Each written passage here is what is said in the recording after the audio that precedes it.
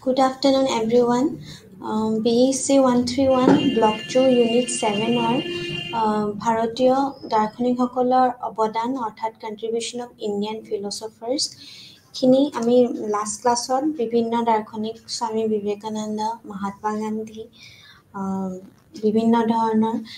দাৰ্শনিকসকলৰ গোটেইখিনি আমি তেওঁলোকৰ জীৱনৰ লক্ষ্য, শিক্ষাৰ উদ্দেশ্য, পাঠ্যক্ৰম, তাৰ লগত শিক্ষক আৰু ষ্টুডেণ্টছৰ কেনেকুৱা এটা সম্পৰ্ক, তাৰ লগত তেওঁলোকৰ জীৱনৰ দৰ্শনৰ লগত শিক্ষাৰ এটা ভূমিকা, এই গোটেই বস্তুখিনি আমি বিভিন্ন শ্লাইডত আমি পঢ়িছিলোঁ, পেডাগজি পঢ়িছিলোঁ। তো আজি যোনটো আমি নেক্সট যোনজন আমি দাৰ্শনিকৰ আমি পঢ়িম কণ্ট্ৰিবিউশ্যন, তেওঁ হৈছে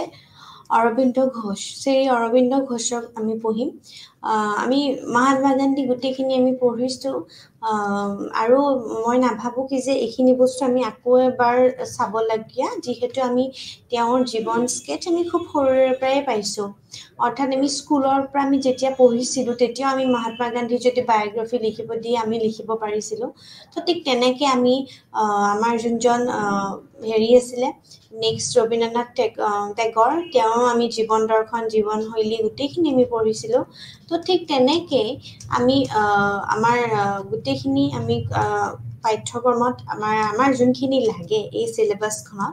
সেই চিলেবাছৰ মতে আমি জিডু কৃষ্ণমূৰ্তিৰ কথাখিনিও আমি পঢ়িছিলোঁ। তেওঁৰ জীৱনশৈলী, জীৱন লক্ষ্য অৰ্থাৎ পাঠ্যক্ৰমৰ লগত কিভাৱে জড়িত হৈ আছে, একৰ্ডিং টু হিম পাঠ্যক্ৰমখন কেনেকুৱা হ'ব লাগে। তো আমি এই বস্তুখিনি আমি পঢ়িছিলোঁ। আজি আমি যোনজন ব্যক্তি মহান দাৰ্শনিক অৰ্থাৎ মহান শিক্ষাবিদ বুলিও ক'ব পাৰোঁ, বা গ্ৰেট ফ্ৰীডম ফাইটাৰ অৰ্থাৎ শ্ৰী অৰবিন্দ ঘোষ। আমি যেতিয়া অৰবিন্দ ঘোষৰ কথা কওঁ তেতিয়াহ'লে আমি সদায় এখন তেওঁৰ আমি প্ৰতিচ্ছবি এখন আমি আমাৰ যিকোনো আমি যেতিয়া যাওঁ, আমি ক'ৰবাত শিক্ষা অনুষ্ঠানত যাওঁ, অৰ্থাৎ আমি হাইকোৰ্টত যাওঁ, উচ্চ ন্যায়ালয়ত যাওঁ, বা আমি য'তে আমি নাযাওঁ কিয়, আমি এওঁলোক দাৰ্শনিকসকলৰ আমি সদায় ছবি আমি দেখিবলৈ পাওঁ। কাৰণ কি তেওঁলোকৰ যি অৱদান আমাৰ ভাৰতীয় শিক্ষা ব্যৱস্থাতে হওক বা শিক্ষা ন্যায়ালয়তে হওক, যেনেকুৱা ধৰণৰ আমি এই বস্তুখিনি খুব উল্লেখযোগ্য। ঠিক তেনেকৈ শ্ৰী অৰবিন্দ ঘোষ এজন শিক্ষাৰ ক্ষেত্ৰত আদৰ্শবাদ দৰ্শন, এজন জনপ্ৰিয় শৈক্ষিক চিন্তাবিদ আছিলে তেওঁ। শ্ৰী অৰবিন্দ ঘোষৰ দ্বাৰা বিভিন্ন ধৰণৰ অৱশ্যদীয় শিক্ষা আৰু অখণ্ড বিদ্যালয়ৰ যি অনুশীলনৰ ধাৰণা জনসাধাৰণৰ মাজত অতি জনপ্ৰিয়, আমি চবেই জানো। আৰু এই শাখাটোৱে আমি শ্ৰী অৰবিন্দৰ গোটেই তেওঁ পৰামৰ্শ অনুসৰি শিক্ষাৰ শৈক্ষিক দৰ্শন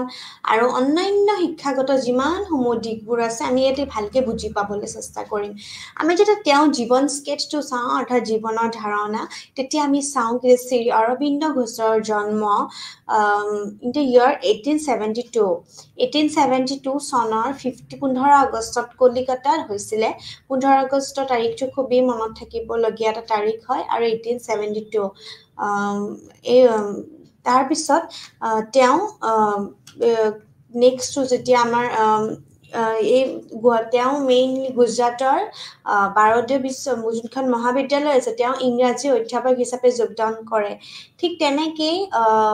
আমাৰ তেওঁৰ ধাৰণা আৰু শিক্ষাৰ যিমানবোৰ আমাৰ ভাৰতীয়সকলৰ যিমানবোৰ প্ৰয়োজনীয়তা অনুসৰিও আছিলে। আৰু তেওঁ এখন আন্তৰ্জাতিক আশ্ৰম আৰু আন্তৰ্জাতিক শিক্ষা আৰু সামাজিক কাৰ্যকলাপৰ কেন্দ্ৰ আৰম্ভ কৰিছিলে। ঠিক তেনেকৈ অৰোভিল, আমি যেতিয়া পণ্ডিচেৰীও যাওঁ, এতিয়া আমি কেতিয়াবা অৰোভিলত আমি ভিজিট কৰিব পাৰোঁ। তাত কিছুমান বিভিন্ন ধৰণৰ হেণ্ডক্ৰাফ্টেড বস্তুবিলাকো আমি দেখিবলৈ পাওঁ। ঠিক তেনেকৈ অৰোভিল হৈছে মানৱৰ এটা ইকাৰ চহৰ হিচাপে,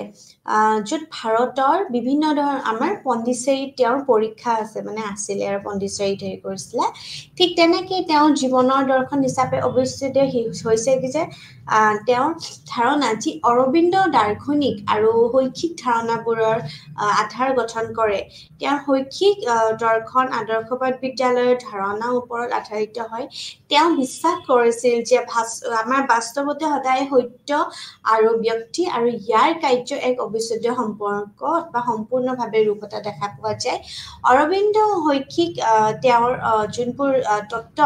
তেওঁৰ মনৰ ধাৰণাটোৰ ওপৰত কেন্দ্ৰীকাৰ হৈ তোলে তাৰ লগত তেওঁ শিক্ষাৰ প্ৰকৃততে এটা অনুভূতিক মানুহৰ মনৰ অধ্যয়ন বুলিও বিবেচনা কৰে অৰবিন্দ মনৰ তত্ত্বই আমাক যিমানখিনি আমাৰ সুপাৰমাইণ্ডৰ অস্তিত্বৰ আমাৰ যিমানখিনি ওপৰত তেওঁৰ এটা বিশ্বাসতো শেষ হয় আৰু তেওঁৰ মতে আমাৰ যিমানখিনি সুপাৰমাইণ্ডৰ চেতনাৰ আমাৰ এক উচ্চ স্থানৰ প্ৰতিনিধিত্ব কৰে আৰু তাৰ লগত অৰবিন্দ দৰ্শন আছে কি যে ভাৰতীয় বিশ্বাসৰ এক প্ৰতিশ্ৰুতি যি আধ্যাত্মিক প্ৰকৃতি আৰু আমাৰ যুক্তিসংগত আৰু তেওঁৰ দৰ্শনৰ লক্ষ্য হৈছে কি যে আমি চূড়ান্ত সদায় কি হ'ব লাগে আমাৰ আমি বাস্তৱতাৰ জ্ঞানৰ ওপৰত আমি সদায় প্ৰাপ্ত কৰাটো আমাৰ উচিত হয় আৰু তাৰ লগতে আমি যদি তেওঁৰ philosophy and AIIMS of education চাওঁ তেনেহ'লে আমি ক'ব পাৰোঁ যে শিক্ষাৰ ওপৰত অৰবিন্দৰ ধাৰণা শ্ৰী অৰবিন্দৰ মতে যে প্ৰকৃততে শিক্ষা কেৱল আধ্যাত্মিকে নহয় কিন্তু যুক্তিসংগতও হয় আৰু গুৰুত্বপূৰ্ণ আৰু শাৰীৰিকতাও আমি দেখিবলৈ পাওঁ তাৰ লগতে আমি পাওঁ কি যে অৰ্থাৎ যিমানখিনি এয়া হৈছে যে আমাৰ অৱশ্যে আমাৰ শিক্ষা য'ত এজন মানুহৰ মুখ্য কাৰ্যকলাৰ সৈতে সম্পৰ্কিত শিক্ষাৰ 5টা মুখ্য আমাৰ দিশ থাকিব লাগে এটা হৈছে আমাৰ শাৰীৰিক দিশ এটা হৈছে আমাৰ যোনটো গুৰুত্বপূৰ্ণ তাৰ লগতে আমাৰ মানসিক দিশ থকাটো উচিত আৰু মানসিক আৰু আমাৰ আধ্যাত্মিক দিশ থকাটো উচিত হয় আৰু এই ধৰণৰ শিক্ষাই সদায় আমাক কি কৰে সম্পূৰ্ণ আৰু আমাৰ ইজনে সিজনৰ বাবে এটা প্ৰশংসনীয় আৰু আজীৱন অব্যাহত থাকে মানে সদায় এটা আজীৱন মানে চিৰস্মৰণীয় বুলি যাক আমি কওঁ বা আমাৰ অবিৰত হৈ থাকে এটা যে কণ্টিনিউৱাছ প্ৰচেছ হিচাপে ঠিক তেনেকে অৰবিন্দ শিক্ষাৰ আচলতে দুটা অৰ্থ আছিলে ভৱিষ্যতে দুটা আছিলে প্ৰথমটো হৈছে ই এজন মানুহৰ যিমান কি পাঁচোটা দিশৰ বাবে সদায় প্ৰৱৰ্তন কৰিছে দ্বিতীয়টো হৈছে শিক্ষা কেৱল ব্যক্তিৰ আমাৰ যিমানখিনি বিৱৰ্তনৰ বাবেই নহয় কিন্তু ৰাষ্ট্ৰ আৰু মানৱতাৰ বাবেও হয় ঠিক তেনেকৈ শিক্ষাৰ চূড়ান্ত হৈছে সম্পূৰ্ণ মানৱতাৰ বিৱৰ্তন হয় আৰু তলত এই বিৱৰ্তনৰ আমাৰ যিমানখিনি বিকাশৰ নীতি হৈছে সেইখিনি আমাৰ বৈচিত্ৰ্যৰ মাজতে একতা হৈ তোলে আৰু পৰৱৰ্তী সময়তে এই আমাৰ যিমানখিনি আমাৰ বৈচিত্ৰ্যৰ মাজত আমাৰ বিৱৰ্তন বুজায় তাৰ লগত আমাৰ যিমানখিনি ৰাখে আৰু সহায়ো কৰা যায় তাৰ লগত শিক্ষাৰ চূড়ান্ত লক্ষ্য হৈছে আমাৰ মানুহ নিৰ্মাণ কৰা ঠিক তেনেকে শিক্ষাৰ আমাৰ লক্ষ্য হৈছে শ্ৰী অৰবিন্দৰ মতে শিক্ষাৰ মুখ্য লক্ষ্য হৈছে আমাৰ বাৰ্ধিত আমাৰ যিমানখিনি আত্মাক সৈতে আমাৰ সৰ্বশ্ৰেষ্ঠ বুলি আমাক উলিয়াই আনাত সদায় সহায় কৰে আৰু ইয়াক এটা মুহূৰ্তত উদ্দেশ্যৰ বাবে আমি সদায় নিখুঁত কৰাটো আমাৰ উচিত হয় শিক্ষাই তেওঁৰ সদায় আমাৰ যিমানখিনি অভ্যন্তৰীণ আত্মা উপলব্ধি কৰিব পাৰোঁ আমি তেওঁ সক্ষম কৰিব লাগিবলৈ যি হৈছে সাৰ্বজনীন চেতনাৰ এটা অংশ ঠিক তেনেকেই তেওঁৰ মতে আমাৰ মানৱ তাৰ লগত আমাৰ যিমানখিনি আৰু আমাৰ বিশুদ্ধ হ'লেও আমাৰ কি হয় সদায় আমাৰ ইন্দ্ৰিয়বোৰ সম্পূৰ্ণভাৱে আমাৰ প্ৰশিক্ষণ দিব পাৰি আমাৰ যিমানখিনি আমাৰ আছে ঠিক তেনেকৈ শিক্ষা আন এটা গুৰুত্বপূৰ্ণ আমাৰ যিমানখিনি আমি লক্ষ্য বুলিয়ে ক'ব পাৰোঁ সেইটো হৈছে চেতনা বিকাশ কৰা আমাক যে সেল্ফ আমি কনচিয়াছনেছ বুলি কওঁ ঠিক সেইটো বুজায় ঠিক তেনেকেই যেতিয়া আমি তেওঁৰ মতে শিক্ষাৰ আমাৰ যিমানখিনি লক্ষ্যবোৰত সদায় কিছুমান 4টা আমাৰ স্তৰ আছে আৰু সেই 4টা স্তৰ হৈছে আমাৰ ফাৰ্ষ্টত হৈছে সেকেন্ডটো হৈছে চিউ যোনটো আমি আই বুলি কওঁ আৰু মানৱ তৃতীয়টো ঠিক তেনেকে বুদ্ধিমত্তাটো হৈছে চতুৰ্থ আমিতো ক'ব পাৰোঁ আৰু জ্ঞান এজন শিক্ষকে সদায় এই চাৰিওটা স্তৰৰ আমাৰ সুসংগতভাৱে আমি বিকশিত কৰাটো সদায় উচিত হয় বা বিকশিত কৰিব লাগে আৰু এই বিবেকৰ বিকাশতে সদায় সহায় কৰিব তেওঁৰ মতে এই সংগত মানৱ ব্যক্তিত্বৰ বিকাশৰ বাবে ছুপাৰ মাইণ্ডৰ ব্যৱহাৰ শিক্ষাৰ প্ৰকৃততে লক্ষ্য হ'ব লাগে ঠিক আছে ঠিক তেনেকে চিৰি আমি যদি কওঁ কি যে curriculum pedagogy teachers and students এইখিনি কওঁ তেনেহ'লে আমি ক'ব পাৰোঁ যে শ্ৰী অৰবিন্দৰ মতে মহাবিদ্যালয় আৰু যিমানখিনি বিশ্ববিদ্যালয় আছে তেওঁলোকৰ যিমানখিনি শৈক্ষিক তথা সামাজিক কাৰ্যকলাৰ জৰিয়তে আমাৰ শিক্ষিত কৰা উচিত হয় আৰু বিদ্যালয়ৰ সমূহৰ এখন সমাজৰ এক অন্যান্য অংশ হয় আমি জানো আৰু সেই শিক্ষাই সদায় এককভাৱে দিব নোৱাৰে বিদ্যালয়খনে সদায় বিভিন্ন প্ৰকাৰৰ বিভিন্ন ধৰণৰ কাৰ্যকলাপৰ যেনে আমাৰ যিমানখিনি সহযোগিতা হ'ব পাৰে পৰামৰ্শ হ'ব পাৰে তাৰপিছত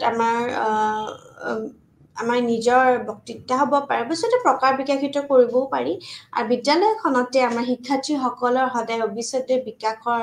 সুযোগ প্ৰদান কৰিব লাগিব ঠিক তেনেকে সেয়েহে আমাৰ যিমানখিনি আমাৰ ভৱিষ্যতে শিক্ষাৰ ধাৰণাবোৰৰ আমাৰ পোহৰ হ'বলৈ লক্ষ্য আৰু পাঠ্যক্ৰম আৰু শিক্ষাদানৰ আমাৰ পদ্ধতিৰ ওপৰতো গুৰুত্ব দিয়ে পাঠ্যক্ৰমৰ ওপৰত সদায় ধাৰণা আমি কেনেকৈ ভাবে বুজো যে তেওঁৰ মতে পাঠ্যক্ৰম সদায় সীমিত পাঠ্যক্ৰম হ'ব আৰু কেইখনমান পাঠ্য আমাৰ পুথিত সীমাবদ্ধ থাকিব লাগে আৰু ইয়াৰ এই সকলোবোৰ বিষয় আমি সদায় অন্তৰ্ভুক্ত থাকিব লাগিব যিয়ে শিক্ষাৰ্থীসকলৰ মানসিক আৰু আধ্যাত্মিক আমাৰ যিমানখিনি বিকশিত সহায় কৰাত সহায় কৰে শিক্ষা হৈছে এক আমাৰ সমাপ্তিৰ উপায় নিজ শেষ হয় নহয় কেতিয়াও নিজে শেষ নহয় আৰু ব্যক্তিগত প্ৰয়োজনীয়তাভাৱে পুনৰ কৰাৰ বাবেও আমি উপযুক্ত আমাৰ যিমানখিনি আমাৰ নমনীয়তা থাকিব লাগে তাৰ থাকিব লগাটো উচিত হয় পাঠ্যক্ৰমে বিষয়বোৰৰ শিক্ষাৰ্থীসকলৰ অনুপ্ৰাণিত কৰিব সক্ষম হ'ব সদায় সক্ষম হোৱাটো উচিত হয় ঠিক তেনেকে পাঠ্যক্ৰমত জীৱনৰ সৃজনশীলতা আৰু তাৰ লগত গঠনমূলক কাৰ্যকলাপ অন্তৰ্ভুক্ত থাকিব লাগে আৰু আকৰ্ষণীয়ও হ'ব লাগে তাৰ লগত তেওঁ সদায় পাঠ্যক্ৰমৰ জৰিয়তে আমাৰ কি হ'ব লাগে বিষয়বোৰ নিৰ্ধাৰণ কৰিছে আৰু প্ৰাথমিক পৰ্যায়ত সদায় কি হ'ব লাগে মাতৃভাষা হ'ব লাগে তাৰপিছত আমাৰ ইংৰাজী ৰাষ্ট্ৰীয় আমাৰ ইতিহাস হ'ব লাগে কলা হ'ব লাগে চিত্ৰকলা সাধাৰণ বিজ্ঞান সামাজিক অধ্যয়ন আৰু গণিতটো হোৱাটো উচিত হয় আৰু ইয়াৰে আমাৰ যিমানখিনি গণ পৰ্যায় হয় তাৰ লগত আমাৰ মাতৃভাষা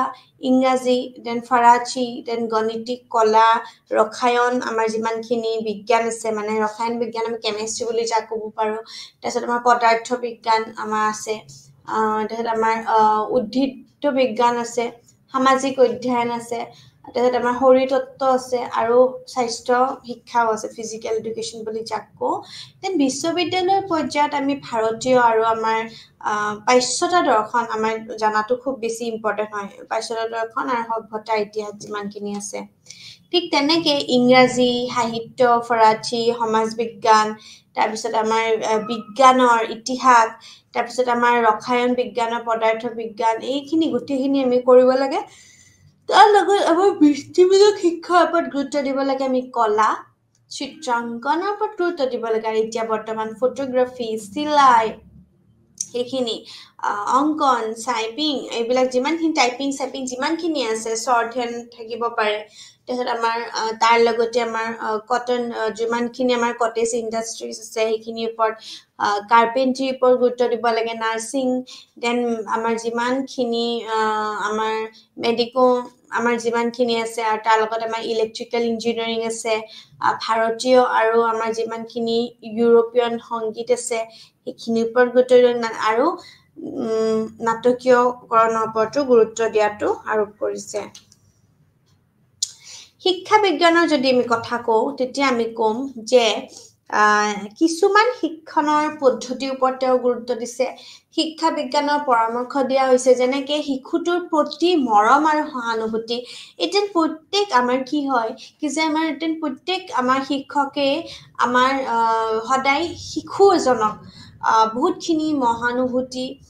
মৰম অৰ্থাৎ শ্ৰদ্ধা কৰে ঠিক তেনেদৰে শিশু এজনেও সদায় শিক্ষক এজনক কৰে তাৰ লগত কৰাটো কাৰণ কি আমি সদায় ইন্ডিভিজুৱেল ডিফাৰেন্সেছ ওপৰত গুৰুত্ব দিব লাগে যাক আমি ব্যক্তিগত পাঠ্যক্ৰম যেতিয়া আমি সাইকোলজি পঢ়ো আমি মনোবিজ্ঞান পঢ়ো তেতিয়া আমি এই বস্তুখিনি গম পাওঁ কি যে এজন শিশুক আমি কিয় বহুত বেছি মহানুভূতি বা মৰম দিয়াটো উচিত তাৰ লগত আমাৰ মাতৃভাষাৰ জৰিয়তে আমি শিক্ষা দিব পাৰো যাক আমি learning through the medium of mother টাং সেইখিনিৰ ওপৰত গুৰুত্ব দিব পাৰো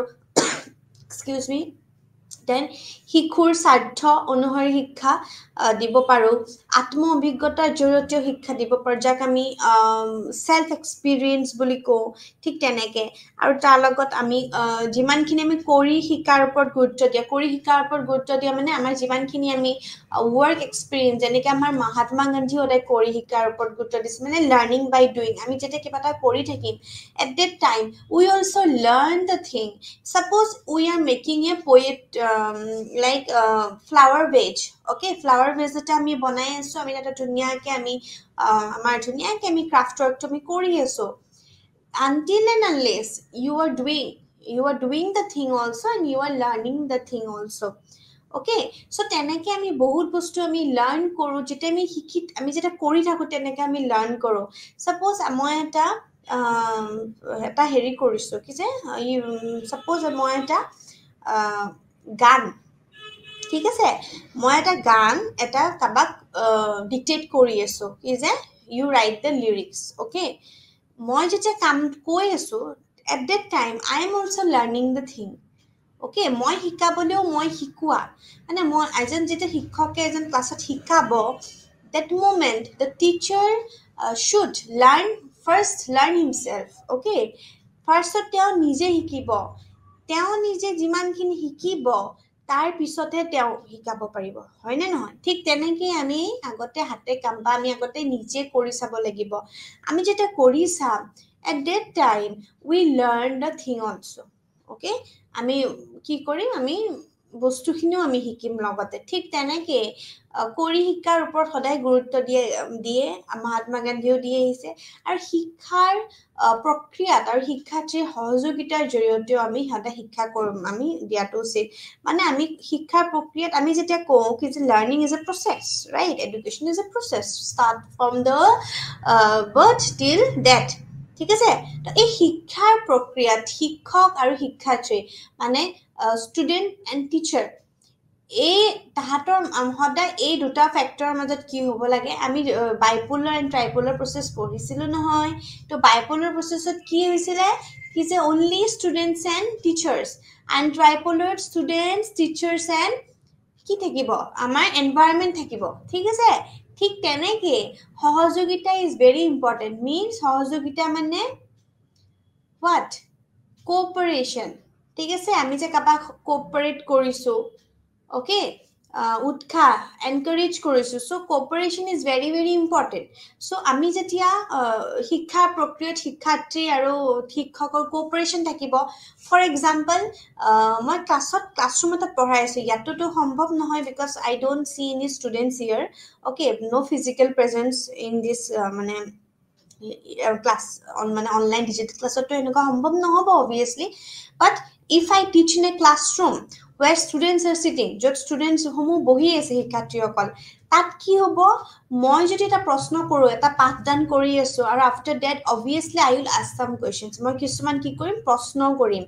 আৰু সেই প্ৰশ্নত যদি মোক কোনো এটা উত্তৰ দিব নোৱাৰে বা কোনো হাও নকয় নাও নকয় not even any kind of sign language body language তেনেহলে মই জানো ফিডবেকটো পাম obviously মই নাপাম কি যে মই বুজি তাহাঁতি বুজি পালে নে নাপালে মোৰ পঢ়ুৱা বুজি দি ঠিক আছে তো এই কোঅপাৰেশ্যনটো বহুত বেছি ইম্পৰ্টেণ্ট মই যদি কিবা এটা পঢ়ালে obviously I may be wrong obviously মই যে ৰাইট জান as a teacher no it is not true মই যদি কোৱেশ্চন কৰো মুকু কোৱেশ্চন এই ডিসিজন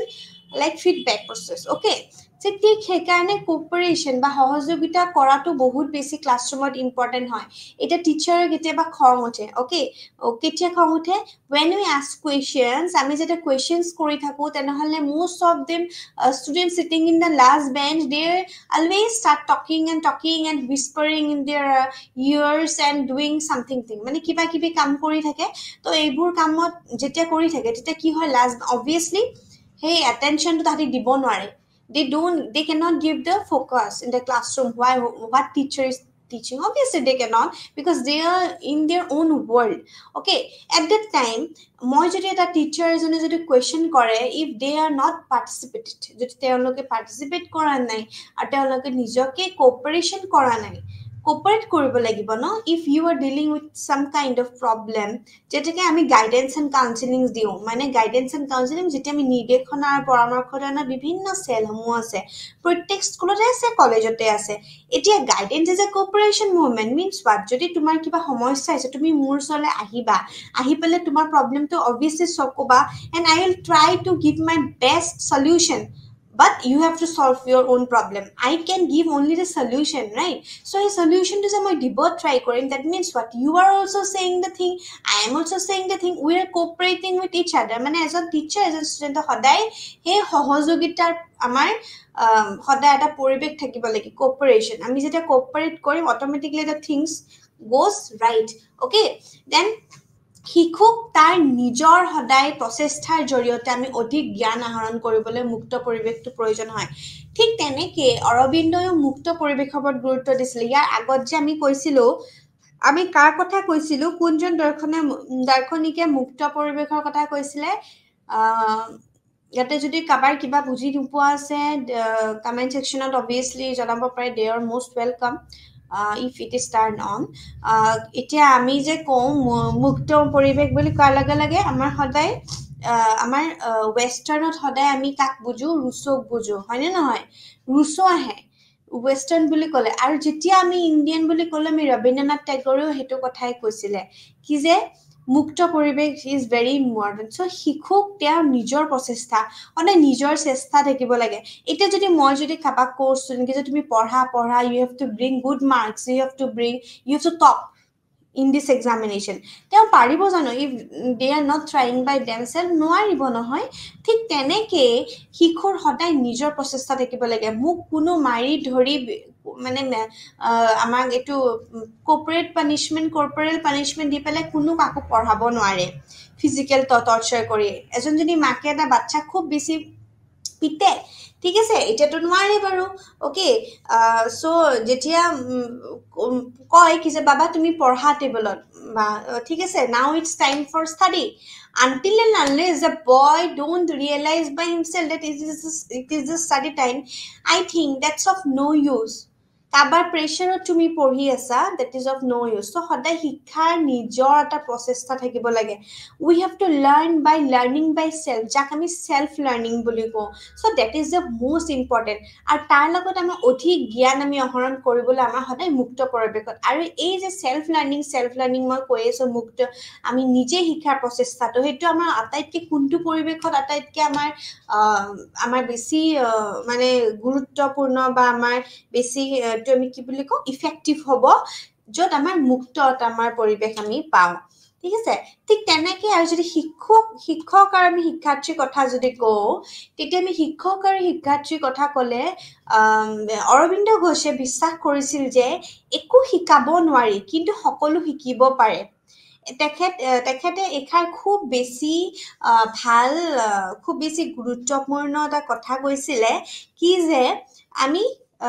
যেতিয়া আমি অৰবিন্দ ঘোষে কৈছিলে যে আমি শিক্ষকে একো শিকাব নোৱাৰে কেতিয়াও নোৱাৰে এটো মিছা কথা আমি যিমান স্কুল কলেজত বা এতিয়া ময়ে যে পঢ়াই আছো কোনে শিকিছে মই ক'ব নোৱাৰো কিন্তু সকলো শিকিব পাৰি ঠিক আছে কোনো কাকো একো বস্তু শিকাব নোৱাৰে ঠিক আছে this A very very like nice line তো বিয়া ধুনিয়া বা বৰ ভাল কথা কৈছে because this is the reality কোনো কাকো একো শিকাব নোৱাৰে কোনো একো কাকো শিকাব নোৱাৰে আলটিমেটলি কিন্তু নিজে সকলো বস্তু শিকিব পাৰে if they have the willingness to learn okay এই যে আমি যেতিয়া লাৰ্ণিঙৰ আমাৰ যেতিয়া শিক্ষণৰ এটা আমাৰ এটা ইউনিট আছে তাত আমি ৰেডি টু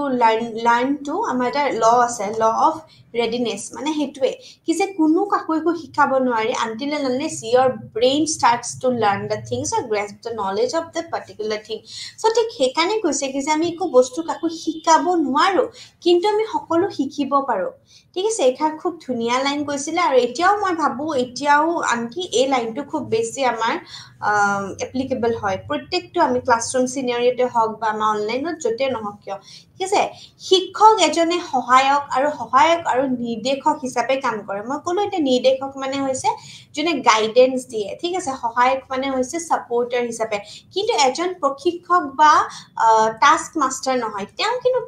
কেতিয়াও টাস্ক মাষ্টাৰ নহয় কিছু আজি এটা টাস্ক দিব সাপোজ মই গাইড কৰিব পাৰোঁ মই ছাপোৰ্ট কৰিব পাৰোঁ but I can not be a task oriented মই কেতিয়াও টাস্ক মাষ্টাৰ হ'বলৈ নোৱাৰোঁ এজন শিক্ষকে জ্ঞান প্ৰদান কৰিব নালাগে কিন্তু জ্ঞান আহৰণ পথত দেখুৱাব লাগে যে ইতিমধ্যে এজন শিক্ষাৰ্থীৰ ভিতৰত আছে ঠিক আছে জ্ঞান আহৰণ কৰিব নালাগে কিন্তু আমাৰ জ্ঞানৰ আহৰণ কৰা পথ দেখুৱাব লাগে যাক আমি পথ প্ৰদৰ্শনী বুলি কওঁ ঠিক আছে শিশুটোৰ মাজত থকা যিমানখিনি ঈশ্বৰিক আমাৰ কথাপক থাকে নহয় বিভিন্ন ধৰণৰ আমাৰ সেই উপেক্ষা কৰিও আমি কি কৰিব পাৰোঁ আমাৰ ধ্বংস কৰা আমাৰ যিমান জ্যেষ্ঠসকলে বিচাৰি আমাৰ যিমানখিনি অনুসৰি আমি সদায় শিশুটোক আকৃতি এটা গঢ়ি তোলাটোৱে আমাৰ ভুল ঠিক আছে কিবা কাবাৰ কৰি পালে চ' শিশুৰ প্ৰকৃতি অনুসৰি হ'ব লাগে সদায়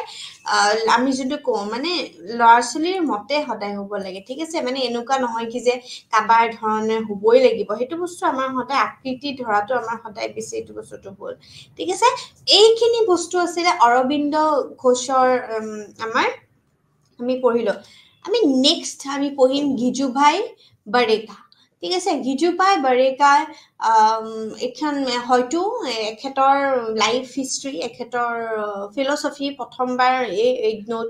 মানে আমাৰ এই কনচেপ্টত এই বুকত আছে যিহেতু আমাৰ যোনবোৰ ষ্টেট ইউনিভাৰ্চিটি আছে তাত এই গিজুভাই বাৰেকাৰ কথা বুকত নাই কিন্তু আমাৰ বেলেগ ইউনিভাৰ্চিটিতে হওক মানে পোৱা নাই গিজুভাই বাৰেকাৰ তেখেতৰ ফিলচফি জনাটো খুব বেছি প্ৰয়োজন হয় and very rightly plotted in your syllabus তেওঁৰ কথাখিনি আমি পঢ়িব পাৰোঁ মানে সুযোগ পাইছোঁ we should be thankful to IGNOU okay so' Gijubhai Badheka আমি এতিয়া পঢ়িম গিজুভাই বাৰেকা হৈছে এজন বিখ্যাত শিক্ষাবিদ আমি শিক্ষাবিদবোৰৰ নাম জনাটো খুব বেছি প্ৰয়োজন হয় কাৰণ যদি কোনোবাই সুধি দিয়ে as a student of education main two famous at least আমি ক'ব পাৰিব লাগিব চ' গিজুভাই বাৰেকা হৈছে এজন বিখ্যাত শিক্ষাবিদ যিয়ে বিদ্যালয় শিক্ষাৰ শিশু কেন্দ্ৰিকতাৰ ওপৰত গুৰুত্ব দিছিলে মানে চাইল্ড চেণ্টাৰৰ ওপৰত গুৰুত্ব দিছিলে তেওঁৰ শৈক্ষিক চিন্তা আৰু দেশৰ বৰ্তমান শৈক্ষিক পৰিস্থিতিৰ বাবে যথেষ্ট প্ৰাসংগিক হয় তেওঁ সদায় আমাৰ মানে ষ্টুডেণ্টৰ আৰ্লি চাইল্ডহুডৰ ওপৰত খুব গুৰুত্ব দিছিলে কৌশলৰ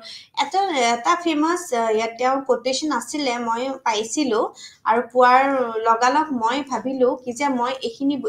এইখন ফটোৱে দিওঁ তেওঁৰ যোনখন ফটোত তেওঁ এই ফেমাছ কোটেশ্যনটো আছে মই সেইকাৰণে এইখন ফটো দিয়াটো মই ইম্পৰ্টেণ্ট বুলি ভাবিলোঁ এতিয়া তেওঁ এটা ফেমাছ কৈছিল early childhood education is the first and foremost step towards বা building a great nation obviously তেওঁ এটা বহুত ফেমাছ কোটেশ্যন কৈছিলে কি যে আৰ্লি চাইল্ডহুড অৰ্থাৎ আমাৰ যোনখিনি আমাৰ শৈক্ষিক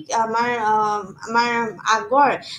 আমাৰ যিমানখিনি কিশোৰীসকলৰ আটাইতকৈ শিক্ষাটো খুব বেছি দৰকাৰী হয় এটা ভাল এখন দেশ গঢ়িবলৈ কাৰণ কি আমি যেতিয়া এটা ঘৰ বনাওঁ আমাৰ ফাউণ্ডেশ্যনটো মেইন হয়নে নহয় আমাৰ পিলাৰকেইটা তাৰ খুঁটাকেইটা আটাইতকৈ ইম্পৰ্টেণ্ট যদি খুঁটা ষ্ট্ৰং থাকে obviously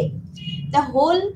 house will become a strong one okay instead of having cracks and all তেতিয়া নহয় ঠিক তেনেকে আমাৰ বাল্যকালৰ যোনখিনি শিক্ষা সেইখিনি যদি আমাৰ খুব বেছি ভাল হয় তেনেহ'লে অবভিয়াছলি আমি এখন ভাল ৰাষ্ট্ৰ আমাৰ গঢ়ি তোলাত আমাৰ সহায় আমি কৰিব পাৰিম ঠিক তেনেকে তেওঁ এই খাৰ ফেমাছ ডেফিনিশ্যনটো পুট কৰিছিলে আৰু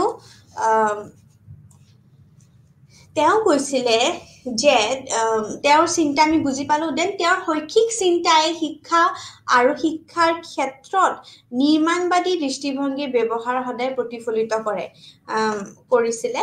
ঠিক তেনেকে তেওঁ আমি এটা স্কেচ যদি চাওঁ লাইফৰ ফিলচফি গিজুভাই বডেকা এজন বিখ্যাত দেশপ্ৰেমীও আছিলে আৰু এজন নিষ্ঠাবান শিক্ষক আছিলে আৰু তাৰ লগত শিক্ষাৰ এক প্ৰেৰণাদায়ক তেওঁ আমি কি বুলি ক'ব পাৰো এজন মানে ব্যক্তি আছিলে তেওঁ জন্ম হৈছিলে ইন দ্য ইয়াৰ 1885 চনৰ 15 নৱেম্বৰ গুজৰাটত তেওঁৰ জন্ম হৈছিলে তেওঁৰ শৈক্ষিক চিন্তাত শিশুক এটা গুৰুত্বপূৰ্ণ স্থান দিছিল যেহেতু মই ক'লো চাইল্ড চেন্ট্ৰিক এডুকেশ্যন শিশু কেন্দ্ৰিক যেহেতু সেইকাৰণে তেওঁ শিশুৰ চিন্তাৰ মানে শিশুৰ ওপৰত গুৰুত্ব দিছিলে গিজুভাই শিশু কেন্দ্ৰীয় শিক্ষাৰ পোষকতা কৰিছিলে আৰু তাৰ লগত সম্ভৱতঃ তেওঁ ভাৰতৰ প্ৰথম শিক্ষাবিদ আছিল যিয়ে শিক্ষাৰ প্ৰাক প্ৰাথমিক পৰ্যায়তো মনোযোগ দিছিলে মানে he is the first one who gave importance to the pre-primary education in our country মানে প্ৰাক প্ৰাথমিক মানে pre-primary বুলি আমি যাকো এটো ওপৰত গুৰুত্ব দিছিলে ঠিক তেনেকে তেওঁ যদি আমি educational philosophy AIIMS of education খিনি চাওঁ তেনেহলে শৈক্ষিক দৰ্শন তেওঁৰ শিশু কেন্দ্ৰিক শিক্ষা যেনে স্বাধীনতা সন্মান আধ্যাত্মিক বিকাশ সৃজনশীলতা আৰু নাগৰিকত্বৰ ভাল গুণাগুণৰ বিকাশৰ নীতিবোৰৰ যিমানখিনি আত্মনিৰ্ভৰশীলতা আছে আত্ম অনুশাসন আছে আত্মপ্ৰকাশ আছে জ্ঞান প্ৰশিক্ষণ আছে আৰু তাৰ প্ৰকৃততে অধ্যয়নৰ জৰিয়তে আত্মশিক্ষণৰ পদ্ধতিৰ ওপৰত গুৰুত্ব আৰোপ কৰিছিলে ঠিক তেনেকে গিজুভাই শিশুসকলৰ বাবে এনে এখন বিদ্যালয়ৰ সপোন দেখিছিল যিয়ে তেওঁলোকৰ সদায় মনত ভয় জন্মাব নোৱাৰে আৰু এনে এক ঠাইত য'ত তেওঁলোকৰ সুখেৰে আৰু আমাৰ যিমানখিনি মানে আমাৰ ভাল হেৰি হৈ যায় ঠিক আছে ঠিক তেনেকে আৰু তেওঁ 1920 আমাৰ যিমানখিনি 1920 চনত গুজৰাটৰ আমাৰ যিমানখিনি ভাৱনগৰত 8 বছৰৰ পৰা 8 বছৰৰ পৰা 6 বছৰৰ বয়সৰ শিশুসকলৰ বাবে এটা স্থাপন কৰাত তেওঁৰ এখন মন্দিৰ আছিলে এটা বল মন্দিৰত য'ত তেওঁৰ আমাৰ গোটেইখিনি সপোন বাস্তৱলৈ তেওঁ ৰূপান্তৰিত কৰিছিলে তাৰ লগতে এই বল মন্দিৰ মানে যিহেতু সৰু সৰু বাল হয় চববিলাক চিলড্ৰেন চাইল্ড ঠিক সেইকাৰণে কৈছে তেওঁ শিশুসকলৰ খেলা গান গোৱা কবিতা আবৃত্তি কৰা কাহিনী কোৱা মানে যেনেকে মই কৈছো খেলা প্লে হ'ব পাৰে গান গোৱা মিউজিক পোয়েম ৰিচাইটেশ্যন যাকে আমি কবিতা আবৃত্তি কওঁ কাহিনী কোৱা ষ্টৰি টেলিং কাহিনী কোৱা বাগিচা কৰা গাৰ্ডেনিং কৰা প্ৰকৃতি অধ্যয়ন কৰা নেচাৰটোক আমি সদায় ৰিচাৰ্চ কৰিব লাগে আৰু তাৰ লগত বিনামূল্য সুযোগ প্ৰদান কৰিছিলে আৰু তাৰ লগতে শিক্ষণ কাৰ্যকলাপৰ বাবে নাটকৰ পথ পদ্ধতিও তেওঁ ব্যৱহাৰ কৰিছিলে সেয়েহে বাল যিমানখিনি মন্দিৰে প্ৰকৃততে অৰ্থত এক স্বাস্থ্যকৰ আৰু কৌতুকপূৰ্ণ পৰিৱেশৰ প্ৰদান কৰিছিলে যাতে শিশুসকলৰ স্কুলত যিমানখিনি আমাৰ থকা সময়ত সম্পূৰ্ণ সুখ যাতে আমি উপভোগ কৰিব পাৰে ঠিক তেনেকে শিক্ষাৰ লক্ষ্য হৈছে এক ভয়মুক্ত পৰিৱেশত শিক্ষা প্ৰদান কৰা য'ত শিশুৱে তেওঁলোকৰ কাৰ্যকলাপত কৰিবলৈ মুক্ত অনুভৱ কৰিব লাগে আৰু শিশুসকলৰ মহানুভূতিৰ মোকাবিলা কৰা আৰু শিশুৰ যিমানখিনি আমাৰ সক্ৰিয়তা আৰু সম্পূৰ্ণতা আমাৰ বিকাশ কৰা তাৰ লগতো গুৰুত্ব দিছিলে আৰু জ্ঞান প্ৰশিক্ষণ তাৰ লগত আমাৰ যিমানখিনি মটৰ দক্ষতা আছে মানে আমাৰ স্কিলছ আছে আৰু তাৰ লগত আমাৰ আত্মশিক্ষণৰো আছে তাৰ জৰিয়তে শিক্ষাৰ সদায় ওপৰত গুৰুত্ব আমাৰ আৰোপ কৰা আৰু জীৱন সাধাৰণ জৰিয়তে আমাৰ শিকাৰ বাবেও শিক্ষাৰ এটা পৰিৱেশ প্ৰদান কৰিছিলে ঠিক তেনেকে তেওঁ curriculum pedagogy teachers and students গোটেইখিনি পাঠ্যক্ৰমৰ শিক্ষা বিজ্ঞানৰ ওপৰতো গুৰুত্ব দিছিলে গিজুভাই কাহিনী কোৱা ষ্টৰী টেলিং, তাৰপিছত নাটক, তাৰপিছত খেল আৰু কাগজৰ ভাঁজ এইবোৰৰ দৰে বিভিন্ন ধৰণৰ কেইবাটাও উপযোগী শিক্ষণ কাৰ্যকলাপৰ যিমানখিনি উৎকৃতি দিয়ে যে প্ৰাক প্ৰাথমিক আৰু প্ৰাথমিক পৰ্যায়ত শিক্ষাদানৰ বহুতো উদ্দেশ্য পূৰণ কৰিব পাৰে আৰু ইয়াক শিশুসকলৰ যিমান বাবে প্ৰাসংগিক কৰি তুলিবও পৰা যায়। অৱশ্যে এই সকলোবোৰ পদ্ধতিক পাঠ্যক্ৰমৰ সৈতে যিমানখিনি আমাৰ সংযুক্ত কৰাৰ বাবে শিক্ষকৰ সদায় অন্তৰ্দৃষ্টি হৈছে প্ৰকৃতি প্ৰত্যাহ্বান। ঠিক আছে, তো শিশুৱে কেৱল আমাৰ তথ্যৰ একমাত্ৰ উৎস হিচাপে আমাৰ পাঠ্যপুথি বা শিক্ষকৰ ওপৰতো নিৰ্ভৰ নকৰে। এনেদৰে তেওঁ বিভিন্ন ক্ষেত্ৰতো শিশুসকলৰ বাবে অৰ্থপূৰ্ণ শিক্ষাৰ বাবে ওকালতি কৰিছিলে, যেনে ইতিহাস, ভাষা বা পৰীক্ষা বা বিদ্যালয়ৰ অনুষ্ঠানৰ বাবেও প্ৰস্তুতি কৰিছিলে। ঠিক তেনেকে তেওঁ শিশুৰ সৈতে চেষ্টা কৰিব বিচৰা যিমানখিনি আমাৰ যিমানখিনি পদ্ধতি আছে, গাঁথনিৰ ওপৰত দুৰ্বিশ্বাস কৰিছিল যে আৰু আমাৰ যিমানখিনি আছিলে তাৰ লগত পৰিৱৰ্তন কৰিছিলে। গিজু ভাই সদায় আমাৰ এইটো সম্ভৱ কৰি তুলিছে যে পৰিৱৰ্তন আনিবলৈ পৰীক্ষাও মূল আমাৰ চাবিকাঠি হয়। তেওঁৰ দ্বাৰা এটা অতি নতুন পৰীক্ষা আছিল দিনটোক কাৰ্যকলাপ কৰা আৰু খেল আৰু কাহিনীটো বিভিন্ন ধৰণৰ বিভক্তি কৰা আৰু পূৰ্বনিৰ্ধাৰিত সময় তালিকাৰ কোঠাৰ বিভিন্ন ধৰণৰ কৃতিত্বৰ দ্বাৰাও আমাৰ নকৰিছিলে। ঠিক শিক্ষক আৰু শিক্ষাৰ্থীৰ ক্ষেত্ৰত তেওঁ কি কৈছিলে যে গিজু ভাই বিশ্বাস কৰিছিল যে শিক্ষকে সদায় আমাৰ অন্তৰ্নিহিত ধাৰণাটো বিচাৰি উলিয়াব লাগে আৰু তাৰ পিছত শিশুসকলক সদায় আকৰ্ষণীয় কাৰ্যকলাপ জৰিয়তে সেইটো চিনাক্ত কৰাটো সদায় সহায় কৰিব লাগে। তেওঁ নিজৰ প্ৰৱৃত্তি ব্যৱহাৰ কৰি শিশুসকলৰ সৈতে দিনবোৰ সংগঠিত কৰিছিলে আৰু ভাল আৰু উপযোগী শিক্ষণৰ পদ্ধতি আন কেতিয়াবাও বিশ্বাস তেওঁৰ কামত বিচাৰি পাব পাৰে। আৰু সেয়েহে গিজু ভাই সদায় শিশুসকলৰ প্ৰতি তীব্ৰ মৰম আছিলে আৰু তাৰ লগতে তেওঁৰ দৰ্শন আৰু তেওঁৰ দ্বাৰা কৰা নিম্নলিখিত যিমানখিনি পৰ্যবেক্ষণৰ ওপৰতো আধাৰিত আছিলে। তেওঁ পৰ্যবেক্ষণৰ ওপৰতো গুৰুত্ব দিছিলে, যাক আমি অবজাৰভেশ্যন বুলি কওঁ। অৰ্থাৎ গিজু ভাইয়ে লগতে কয় যে শিশু হৈছে এজন সম্পূৰ্ণ ব্যক্তি যাৰ বৃদ্ধি, যাৰ আবেগ আৰু মন আৰু বুজাবুজি থাকিব লাগে আৰু তাৰ লগত শক্তিৰ দ্বাৰা বিভিন্ন ধৰণৰ দুৰ্বলতা আছে আৰু ভাল পোৱা আৰু বিভিন্ন ধৰণৰ অপচন্দও আছে। ঠিক তেনেকেই ক'ব পাৰে যে তেওঁ শিক্ষকৰ এজন বন্ধু, দাৰ্শনিক আৰু তেওঁ নিৰ্দেশক হিচাপে ধাৰণাটো বিশ্বাস কৰিব লাগিছিলে। ঠিক তেনেকেই গিজু ভাই বিভিন্ন ধৰণৰ বিশ্বাসত যেন শিক্ষকে সদায় অন্তৰ্নিহিত ধাৰণাটো আমাৰ সদায় বিচাৰি উলিয়াব লাগে আৰু তাৰ পিছতো শিশুসকলৰ আকৰ্ষণীয় বিভিন্ন ধৰণৰ কাৰ্যকলাপৰ জৰিয়তে সেইটো চিনাক্ত কৰাত সহায় কৰিব লাগে। তেওঁ নিজৰ প্ৰৱৃত্তি ব্যৱহাৰ কৰি শিশুসকলৰ সৈতে দিনবোৰ সংগঠিত কৰিছিলে, সেইটো হয়। আৰু তাৰ লগত যিমানখিনি আমাৰ ভাল আৰু উপযোগী যিমানখিনি শিক্ষণৰ পদ্ধতি আনে কেতিয়াও বিশেষত্বভাৱে তেওঁৰ কামত বিচাৰি পাব পাৰে। আৰু গিজু ভাই সদায় শিশুসকলৰ প্ৰতি এটা তীব্ৰ মৰম গোটাইছিলে আৰু তাৰ লগতে তেওঁ দৰ্শনৰ পৰা যিমানখিনি তেওঁ কৰিছিলে যে তেওঁ গিজু ভাইয়ে লগতে কয় যে শিশু হৈছে এক সম্পূৰ্ণ ব্যক্তি যাৰ বৃদ্ধি, আবেগ, মন আৰু বুজাবুজি আছে আৰু শক্তিৰ দুৰ্বলতাও আছে আৰু ভালপোৱা আৰু যিমানখিনি লগতে আছে। তেওঁৰ শিক্ষকৰ এজন বন্ধু, তেওঁ দাৰ্শনিক আৰু নিৰ্দেশক হিচাপে ধাৰণাটো বিশ্বাস কৰিছিলে। ঠিক তেনেকেই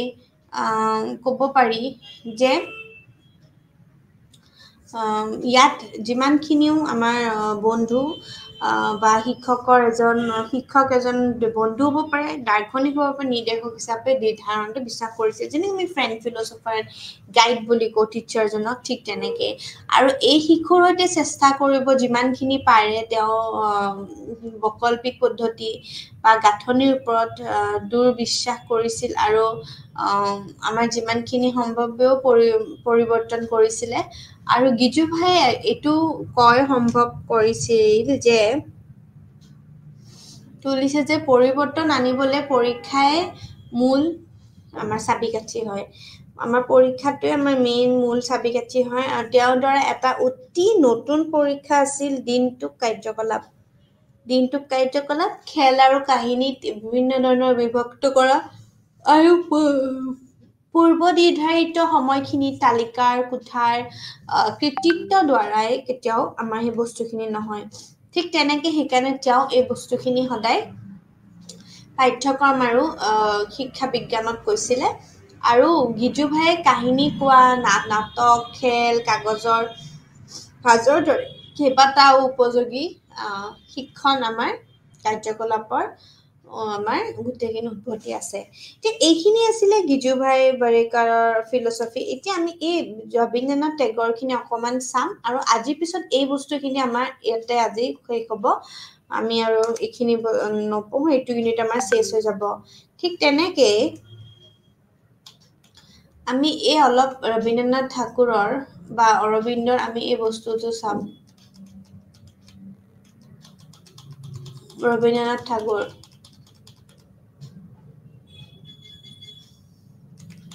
যেতিয়া আমি ৰবীন্দ্ৰনাথ টেগৰ চাম,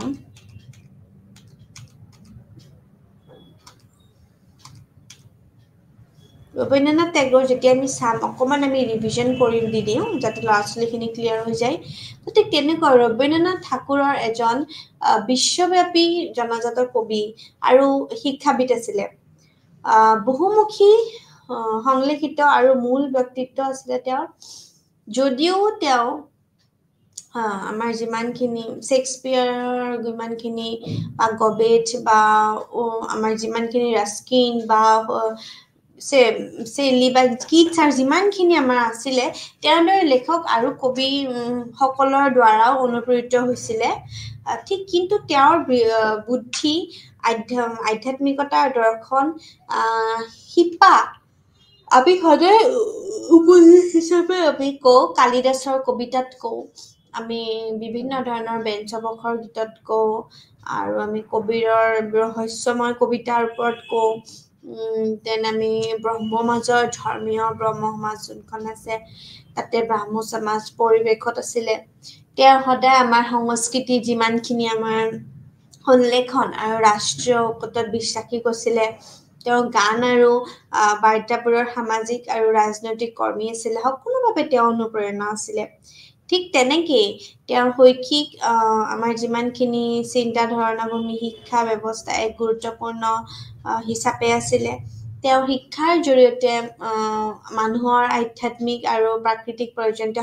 আমাৰ যিমানখিনি অন্বেষণ আছিলে আৰু পূৰ্ণ কৰিবলৈও তেওঁ চেষ্টা কৰিছিলে। ঠিক তেনেকেই আমাৰ যিমানখিনি বিংশ শতিকাৰ আমাৰ আৰম্ভণিতে ঠাকুৰৰ শান্তি নিকেতনত থকা তেওঁৰ বিদ্যালয়ৰ আমাৰ যিমান জৰিয়তে প্ৰদৰ্শন কৰিছিল, যি ভাৰতীয় সমাজৰ গুৰুত্বপূৰ্ণ এটা শিক্ষাৰ প্ৰকৃত মূল্য আছিল। লাগিলে ইয়াত জাতি বা ধৰ্মৰ ভিত্তিও কোনো ধৰণৰ আমাৰ নাছিলে।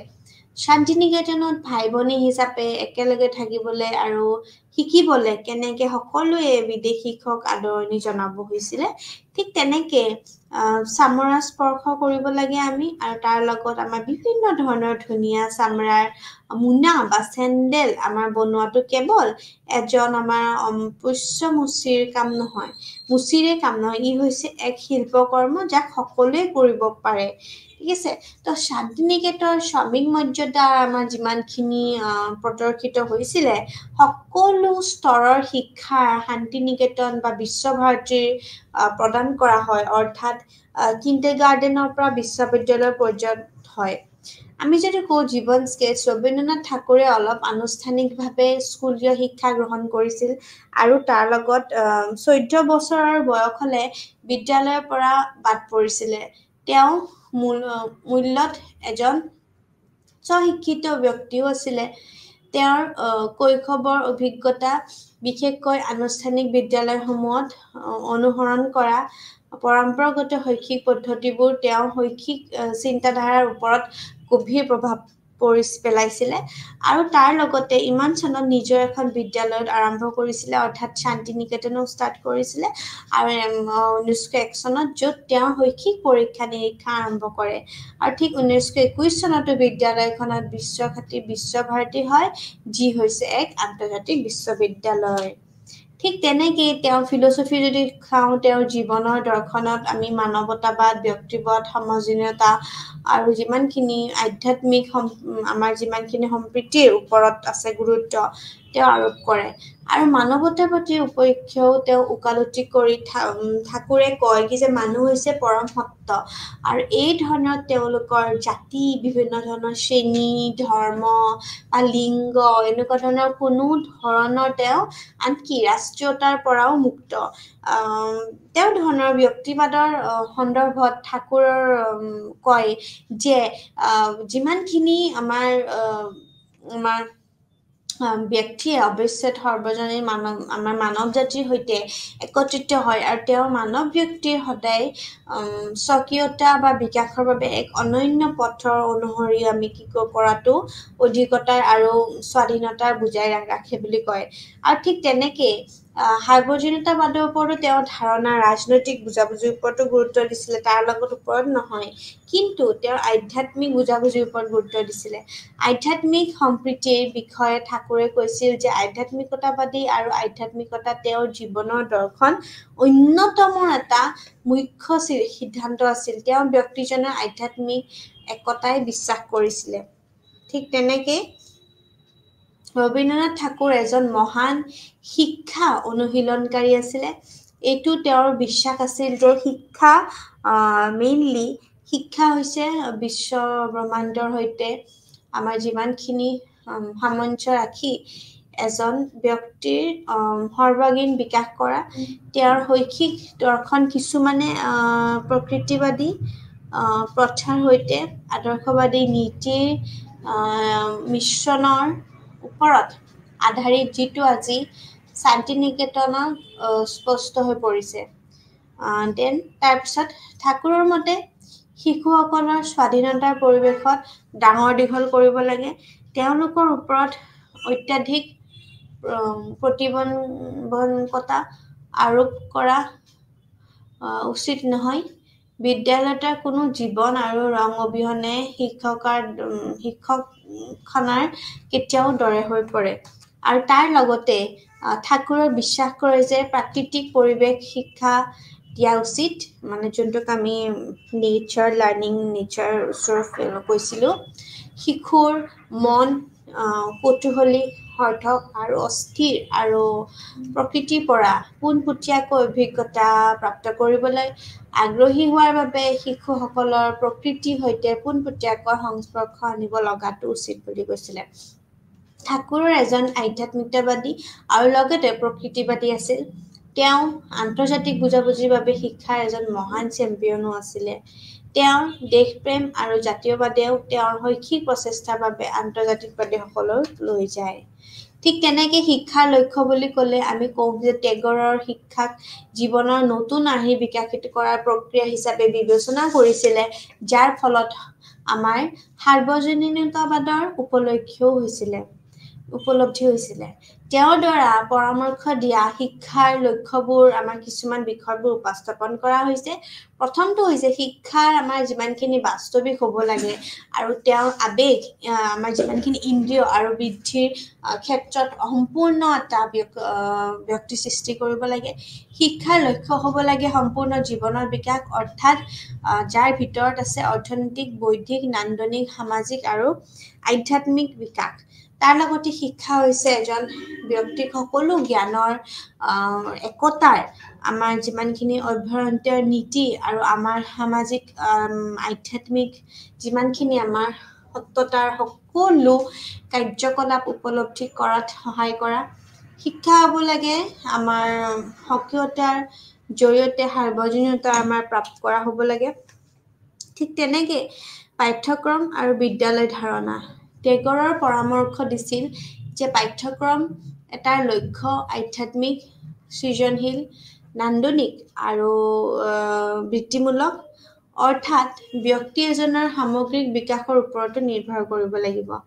তেওঁৰ পাঠ্যক্ৰম নিৰ্মাণত অন্তৰ্ভুক্ত কৰিবলৈ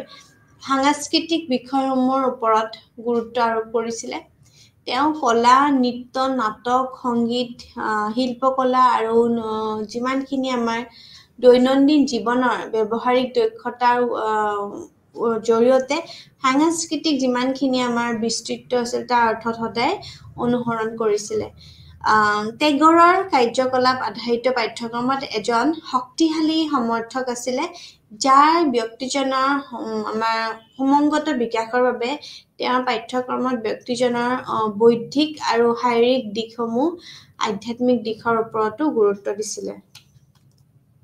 ঠিক তেনেকে এখন বিদ্যালয়ৰ যেতিয়া ধাৰণা বুলি কয় টেগৰৰ মতে এখন আদৰ্শ বুলি বিদ্যালয় বুলি ক'ব পাৰি বিদ্যালয়খনত মুকলি আকাশৰ তলত যেতিয়া মানুহৰ বাসস্থানৰ অস্থিৰতাৰ পৰা আঁতৰত থাকিব লাগিব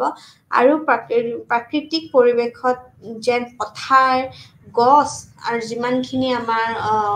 উদ্ভিদৰ যিমানখিনি আমাৰ বিভিন্ন ধৰণৰ বস্তুৰে আৱৰি থাকিব লাগিব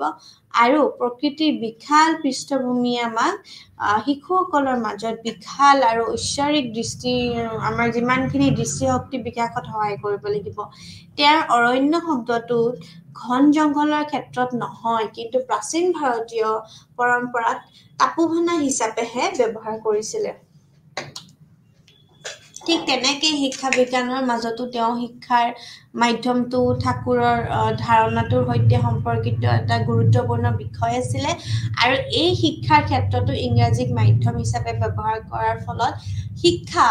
কেৱল গ্ৰাম্য অঞ্চলৰ সলনি চহৰ অঞ্চলৰ আৰু উচ্চ শ্ৰেণীত সীমাবদ্ধ হৈ আছিলে সেয়েহে যদি বিশাল গ্ৰাম্য জনসাধাৰণৰ বাবেও হ'ব লাগে তেন্তে মাতৃভাষা ব্যৱহাৰৰ বাবে ই এটি প্ৰয়োজনীয়তা আছিলে টেগৰে বিচাৰিছিল যে ভাৰতীয় বিশ্ববিদ্যালয়সমূহত দাৰ্শনিক আৰু আধ্যাত্মিক জ্ঞানৰ সৈতে বিজ্ঞান শিকোৱা যায় তেওঁ কাৰ্যকলাপৰ আধাৰিত খেলৰ কাৰ্যকলাপ ব্যৱহাৰ কৰা খোজ কঢ়াৰ সময়ত বা বিভিন্ন ধৰণৰ শিকোৱা সময়ত কেনেকে বিভিন্ন ধৰণৰ আমি হিউৰিষ্টিক মেথড আত্মশিক্ষণ আনন্দৰে শিকা বা বিভিন্ন ধৰণৰ খোজ কঢ়াৰ সময়ত শিকোৱা বা বৰ্ণনা তথা আলোচনা ক্ষেত্ৰত আমি কেনেকে ধৰণৰ আমি ভ্ৰমণ আৰু শিক্ষাদানৰ অভিজ্ঞতা শিক্ষণৰ পদ্ধতি ব্যৱহাৰ কৰি আমাৰ পৰামৰ্শ দিছিলে তেওঁ এই অভিজ্ঞতাৰ পূৰ্ণতাৰ আমাৰ যিমানখিনি পুখতা আছিল তেওঁ কৈছিল যে শাৰীৰিক মানসিক নান্দনিক আৰু আৱেগিক হ'ব লাগে আৰু এই সকলোৰে সঁচাকৈ আধুনিক এটা শিক্ষা বিজ্ঞানৰ সৈতে এটা সন্মত আছিলে আৰু তাৰ লগতে যেতিয়া আমি শিক্ষক আৰু শিক্ষাৰ্থী বুলি কওঁ টেগৰৰ মতে সদায় অধিক গুৰুত্বপূৰ্ণ কথা হ'ল যে শিক্ষাবিদসকলে সদায় নিজৰ লগতে সাৰ্বজনীন আত্মাৰ বিকাশ কৰিব লাগে আৰু তেওঁৰ সদায় ব্যক্তিগত আত্মাৰ লগত এটা অন্তৰ্নিহিত আছে আৰু এজন শিক্ষাবিদে তেওঁৰ সদায় শিক্ষাদানৰ স্বাধীনতা নিখুঁততা আৰু সাৰ্বজনীনতাৰ নীতি অনুসৰণ কৰা উচিত হয় আৰু টেগৰৰ শিক্ষা আঁচনিয়ে সদায় শিশুটোক কেন্দ্ৰত ৰাখে আৰু শিক্ষাৰ ভূমিকা হৈছে শিশুটোক নিজৰ শিকিবলৈ সুবিধা প্ৰদান কৰে তেওঁ গুৰুত্ব আৰোপ কৰে যে শিশুসকলৰ প্ৰথম এজন ভাল শিক্ষাৰ্থী হ'ব লাগে যদিহে তেওঁ শিকে শিক্ষাৰ্থীসকলৰ শিকোৱাটো কেৱল অসম্ভৱ হৈ পৰে আৰু জিদু কৃষ্ণমূৰ্তিৰ কথা মই কৈছিলোঁৱে জিদু কৃষ্ণমূৰ্তি কিতাপ শিক্ষণ আৰু ৰবীন্দ্ৰনাথ ঠাকুৰৰ দৰে আনুষ্ঠানিক বিদ্যালয়ৰ এটা ব্যৱস্থাৰ পক্ষপাতী নাছিলে তেওঁ শিক্ষাৰ এজন প্ৰকৃততে অনুশীলনকাৰক আছিলে আৰু এই শাখাত আমি যেতিয়া তেওঁ পঢ়োঁ তেতিয়া আমি গম পাম তেওঁ আমি ব্ৰিফ লাইফ স্কেটছ অলৰেডি পঢ়িছোঁ জীৱন স্কেটছ পঢ়িছোঁ তেওঁ খালি আমি অলপমান লাষ্টখিনি চাম এই বস্তুখিনি চাম কি যে তেওঁ যি শিক্ষা বিজ্ঞানৰ হিচাপে শিক্ষক আৰু শিক্ষাৰ্থীৰ ওপৰত তেওঁ কেনেকুৱাকৈ কৈছিলে তেওঁ কৈছিলে যে শিক্ষা বিজ্ঞানৰ ওপৰত কৃষ্ণমূৰ্তিৰ দ্বাৰা কিছুমান শিক্ষণৰ পদ্ধতি আছিলে তেওঁ আগবাঢ়িছিলে প্ৰশ্ন উত্তৰ পদ্ধতি যাক আমি কোৱেশ্চন আনসাৰ সেশন বুলি কওঁ পৰ্যবেক্ষণ আৰু পৰীক্ষা নিৰীক্ষা কাৰ্যকলাপৰ ক্ষেত্ৰৰ অভিজ্ঞতা কৰা আৰু তথ্য আমি অন্বেষণ আৰু আৱিষ্কাৰ কৰা ঠিক তেনেকৈ শিক্ষক আৰু শিক্ষাৰ্থী তেওঁৰ মতে এজন প্ৰকৃততে শিক্ষক এজন সমল বিশেষজ্ঞৰ উপৰিও তেওঁৰ যিমানখিনি শিক্ষাৰ্থীসকলৰ জ্ঞান আৰু সত্যৰ পথ প্ৰদৰ্শন কৰে কৃষ্ণমূৰ্তিৰ মতে যোগাযোগৰ ধাৰণাটো আমাৰ অন্তৰ্ভুক্ত থাকে আৰু শুনা আৰু শিকা বুজায় দুয়োটাৰ মাজৰ পাৰ্থক্য হৈছে আমাৰ যিমানখিনি বুজি পাওঁ আমি শিক্ষকসকলৰ বাবে যথেষ্ট আমাৰ লাভজনক হয় আৰু তাৰ লগতে আমি সদায় কওঁ যে আমাৰ শিক্ষকতকে আমাৰ সত্য অধিক গুৰুত্বপূৰ্ণ হয় আমাৰ সত্য এখন নতুন সমাজ গঢ়িবলৈ আমাৰ প্ৰত্যেকে এজনৰ প্ৰকৃততে আমি শিক্ষক হ'ব লাগিব আৰু ইয়াৰ অৰ্থ হৈছে যে আমি শিক্ষাৰ্থী আৰু শিক্ষক দুয়ো হ'ব লাগিব ঠিক তেনেকেই আমি কওঁ যে ইয়াতে মেইনলি বিদ্যালয়ৰ শিক্ষাদানৰ পদ্ধতিত তেওঁ কয় যে বিদ্যালয়ৰ সংগঠনৰ সদায় আৰু শিক্ষকৰ ভূমিকাৰ ওপৰত সদায় কৃষ্ণমূৰ্তিৰ ধাৰণাটোৱে সঁচাকৈ সদায় প্ৰগতিশালী এটা প্ৰকৃতি কৈছিল আৰু শিক্ষাৰ প্ৰতি অৱশ্যে এটা দৃষ্টিভংগীৰ জৰিয়তে এখন সদায় সংসদ ব্যক্তিত্বৰ বিকাশৰ ওপৰত তেওঁৰ ওপৰত যিহেতু প্ৰায় সকলো শিক্ষাবিদৰ ওপৰত চিন্তাবিদ দ্বাৰা উচ্চভাৱেও পৰামৰ্শ দিছিলে এতিয়া আমি অৰবিন্দ সেইখিনি চালো এতিয়া আমি লাষ্টখিনি চাম আমি অৰবিন্দ ভালকে পঢ়িছো লাষ্ট যোনখিনি আছিলে আমাৰ ভাদেকা আমি এই বস্তুখিনি চাম গিজুবাই বাটেকা তো গিজুবাই বাটেকা কথা আমি গম পাইছো আমি কোটেশনটো আমি চাব লাগিব এই কোটেশনটো বহুত ইম্পৰ্টেন্ট হয় এই কোটেশনটো Early childhood education is the first and foremost step towards building a nation মানে এখন ৰাষ্ট্ৰ গঢ়িবলৈ আমি প্ৰাথমিক শিক্ষা হৈছে বহুত বেছি ইম্পৰ্টেন্ট ঠিক আছে আমি এই বস্তুখিনি আমি চাম তো ঠিক তেনেকুৱা আমি চাম তেওঁৰ আমি লাইফ স্কেচ চাম তেওঁ এজন দেশপ্ৰেমী আছিল মনত থব লাগিব এজন নিষ্ঠাবান শিক্ষক আছিলে আৰু তেওঁ প্ৰেৰণাদায়ক এজন আছিলে তো তেওঁ আমি এই বস্তুখিনি চাম আৰু এইখিনি বস্তু তাৰপিছত আমি যেতিয়া চাম কি যে তেওঁ কিহৰ ওপৰত গুৰুত্ব তেওঁ শিশুকেন্দ্ৰিক শিক্ষা যেনেকৈ স্বাধীনতা সন্মান আধ্যাত্মিক বিকাশ সৃজনশীলতা নাগৰিকতাৰ ভাল গুণাগুণৰ বিকাশৰ নীতিসমূহৰ এই আত্মসংৰক্ষণ আত্মপ্ৰকাশ জ্ঞান প্ৰশিক্ষণ আৰু প্ৰকৃতি অধ্যয়নৰ জৰিয়তে আত্মশিক্ষণৰ পদ্ধতিৰ ওপৰত গুৰুত্ব আৰোপ কৰিছিলে